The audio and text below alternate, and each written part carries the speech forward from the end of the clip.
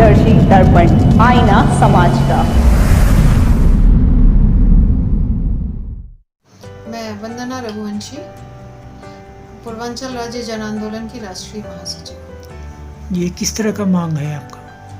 हम लोग पिछले 8 साल से पृथक पूर्वांचल राज्य की मांग कर रहे हैं और एक तरह से ये जिम्मेदारी के विकेंद्रीकरण का है।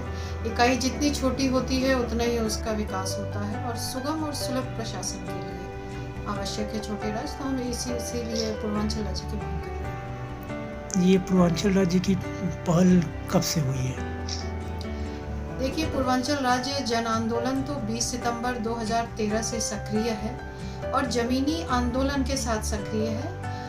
हालांकि मांग तो इसकी बहुत पहले से हो रही है, लेकिन किसी ने जमीनी आंदोलन नहीं किया था और राज्य हमेशा आंदोलन से ही गठित हुए हैं। जब तक जनता की मांग नहीं होगी, राज्य गठित नहीं होंगे। अगर हम थोड़ा सा पीछे जाएं तो 1962 में सबसे पहले गाजीपुर के सांसद थे विश्वनाथ गहमरी जी।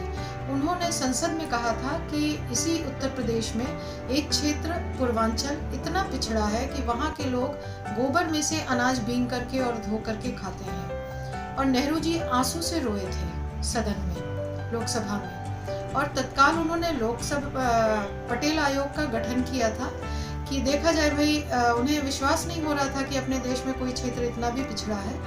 और पटेल आयोग ने जब अपनी रिपोर्ट दी तो उसके 32वें पेज पर यह सुझाव दिया गया था कि जनसंख्या के आधार पर और भौगोलिक दृष्टिकोण से भी ये इस हिस्से को एक अलग राज्य का दर्जा अगर नहीं मिलेगा तो इसका विकास संभव नहीं है। लेकिन 1962 से आज 2021 आ गया। इसमें चीजें जस की तस है।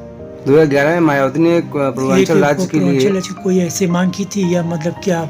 हाँ, 2011 में मायावती जी ने पूर्वांचल की मांग नहीं की थी। उनकी वो चाहती थी कि यूपी 4 हिस्से में बट जाए, क्योंकि वो भली भांति जानती थी कि 2012 के इलेक्शन में वो हार रही है। तो इसलिए वो चाहती थी कि अगर 4 हिस्से में हो जाएगा तो संभवतः एक ना एक राज्य में बसपा की सरकार बन जाएगी।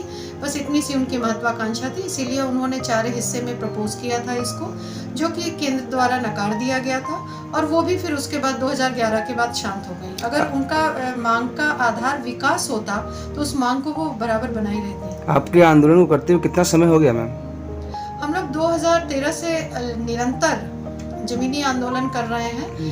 लगातार सोशल मीडिया पर कुछ दिन हम लोगों ने किया, फिर उसके बाद 5 जून 2016 से जल सत्याग्रह के माध्यम से जब हम लोगों ने शुरू किया तो उसके बाद 2 जल सत्याग्रह कर चुके। अन्य कई जिलों में मिलाकर के 14 रेल रोको आंदोलन हो चुके।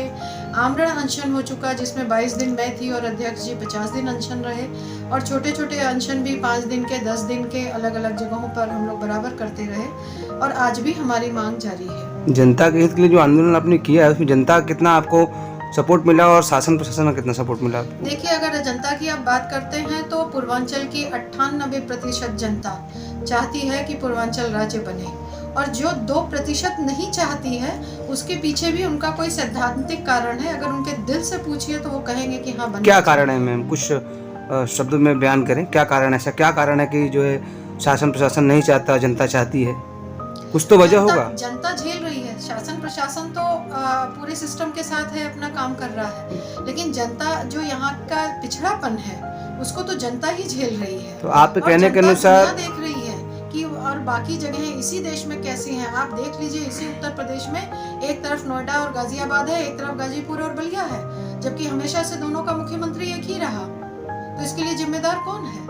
आप देखिए, बुंदेलखंड भी पिछड़ा हुआ है और पूर्वांचल क्यों पिछड़ा है, ये बहुत आश्चर्य होता है। जबकि पूर्वांचल ने देश को 9 प्रधानमंत्री दिए हैं, प्रदेश को कई मुख्यमंत्री दिए हैं, 10-2.5 से ज्यादा की संख्या में मुख्यमंत्री दिए हैं। और सबसे बड़ी बात कि हमारे पास संसाधनों की कमी नहीं है।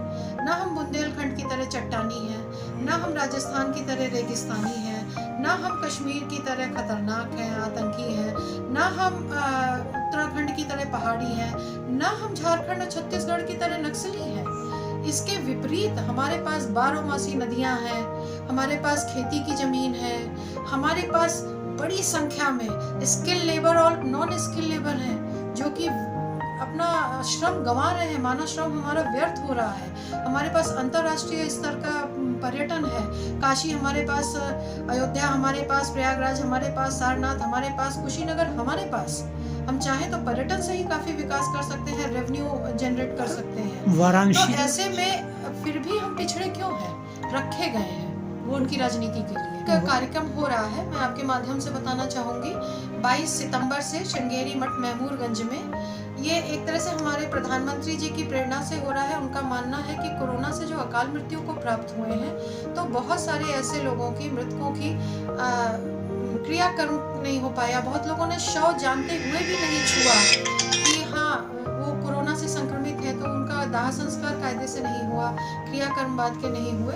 तो उनका ये मानना है कि पितृपक्ष के पवित्र समय पर काशी चूंकि मोक्ष की नगरी है, तो यहाँ से उनका अगर कोई नाम, स्थान और गोत्र देता है तो उनके मोक्ष के लिए, आत्मा के संतृप्ति के लिए यहाँ से यज्ञ, तर्पण और भागवत का कार्यक्रम हो रहा है, जिसमें प्रधानमंत्री जी के छोटे भाई पंकज भाई मोदी जी मुख्य अतिथि के रूप में सपत्नीक शामिल रहेंगे।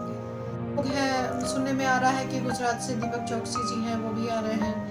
और भारतीय किसान यूनियन के संभावना है कि अखिल भारतीय किसान यूनियन के अध्यक्ष भानु प्रताप सिंह जी भी अब पधारेंगे। रोज ही एक ना एक नाम मिलते जा रहे हैं शामिल होने वाले। अब आपका अपना दूरदर्शी दर्पण एक नए अंदाज में अपने बनारस और देश दुनिया की खबरों से जुड़े रहने के लिए इसके YouTube चैनल को सब्सक्राइब करें और हाँ, लगातार अपडेट्स पाने के लिए बेल आइकन को प्रेस करना न भूलें।